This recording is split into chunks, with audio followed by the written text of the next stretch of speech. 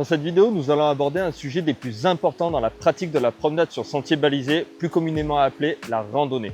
Nous allons aborder le sujet des bâtons de randonnée. J'entends souvent dire qu'ils ne servent à rien, qu'ils sont encombrants, que c'est pour les vieux. Alors qu'on mette les choses au clair, non, les bâtons de randonnée ne servent pas à rien. Oui, c'est encombrant et oui, c'est aussi pour les vieux, mais pas que. C'est surtout un accessoire essentiel dans la pratique de cette activité. Entendre dire que ça ne sert à rien, ça me rend juste fou. Il y a des études qui démontrent que les bâtons de randonnée améliorent l'expérience de marche. Et dans cette vidéo, je vais te montrer les avantages d'avoir des bâtons de randonnée sur les sentiers et comment les utiliser à bon escient. Les bâtons de randonnée t'offriront une stabilité accrue, c'est indéniable. Ils vont te permettre de garder l'équilibre sur les sentiers imparfaits ou dans des passages inclinés. Ils vont te permettre de prendre appui sur différentes surfaces afin d'éviter d'être surpris par un sol instable. Le fait de planter le bâton dans le sol te permettra une vérification sur son état, ainsi pouvoir avancer sans subir une perte d'équilibre.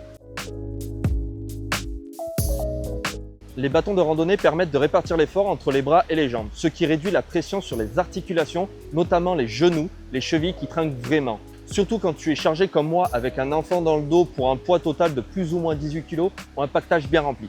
Dans les descentes, ils vont te permettre de freiner ta course et de moins solliciter tes jambes, en plaçant les bâtons vers l'avant pour te ralentir et prendre appui sur le sol tout en gardant une posture assez droite. Sans bâton, tu auras tendance à te pencher en arrière et à subir la descente.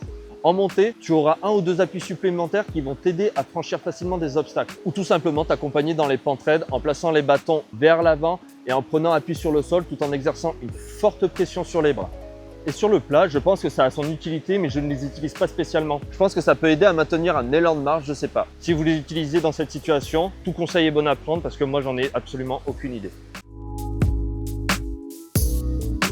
Si tu te retrouves le long d'une crête ou en flanc de falaise, les bâtons te permettront de garder un équilibre ou encore tu auras des points d'appui supplémentaires pour limiter les chutes ou les glissades. Les bâtons auront pour but de réduire les risques que tu pourras rencontrer sur les sentiers. Si on peut diminuer le nombre de passages de dragons dans le ciel avec juste un ou deux bâtons, c'est pas plus mal. Et en cas de blessure, ils peuvent te servir de soutien et ainsi faciliter la redescente dans la mesure du possible bien évidemment. Et enfin, si on fait la synthèse de tout ce qu'on a vu précédemment, le fait d'utiliser les bâtons vont te permettre de moins subir la randonnée et te permettront peut-être d'élargir ton choix de sélection. Tu vas gagner en endurance mais aussi en vitesse. Forcément, vu que tu sollicites moins les jambes et tes articulations, tu vas pouvoir aller plus loin et plus rapidement si tu le souhaites.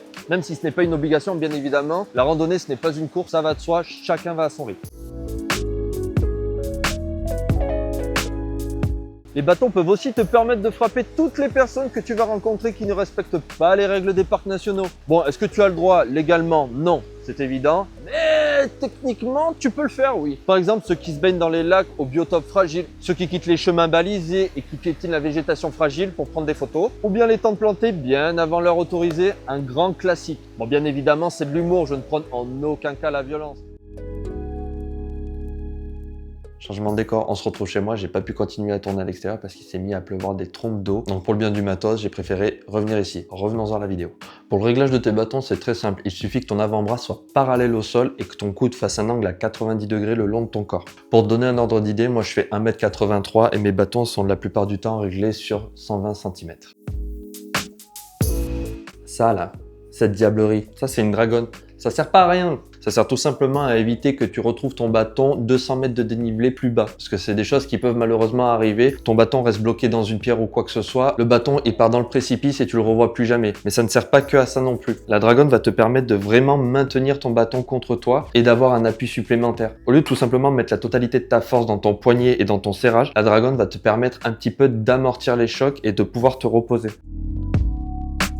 Pour conclure la vidéo, les bâtons de randonnée sont un outil précieux pour les randonneurs, offrant stabilité, confort et sécurité. Bien utilisés et ajustés, ils peuvent considérablement améliorer l'efficacité de la marche tout en réduisant les risques de blessures et améliorant ton expérience sur les sentiers. Tu peux en trouver des vraiment pas chers, par exemple chez Decathlon, tu peux en avoir pour 7 € le bâton, un prix relativement abordable et nettement suffisant pour commencer à se familiariser avec les bâtons.